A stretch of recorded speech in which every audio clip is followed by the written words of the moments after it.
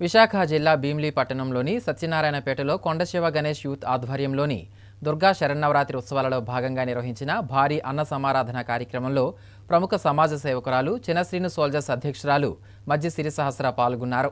ఈ మేరకు దుర్గా శరన్నవరాత్రి ఉత్సవ కమిటీ ఆహ్వానంతో అక్కడికి చేరుకున్న సిరిసహస్రను ఉత్సవ కమిటీ సభ్యులు సాదర స్వాగతం పలికి కండువాతో సత్కరించి దుర్గాదేవి చిత్రపటాన్ని బహూకరించారు. అనంతరం అమ్మవారికి ప్రత్యేక పూజలు చేసి భక్తులకు స్వయంగా అన్నప్రసాదం పంపిణీ చేశారు. ఈ సందర్భంగా ఆమె మాట్లాడుతూ దుర్గాదేవి అనంతమైన శక్తిగల అమ్మవారిని, ఆమెను భక్తి శ్రద్ధలతో కొలిస్తే మంచి ఫలితాలుంటాయని తెలిపారు. ఉత్తరాంధ్ర ప్రజలు సుఖ సంతోషాలతో ఉండాలని, ప్రజల జీవన స్థితిగతులు మెరుగుపడాలని అమ్మవారిని ప్రార్థించినట్లు చెప్పారు.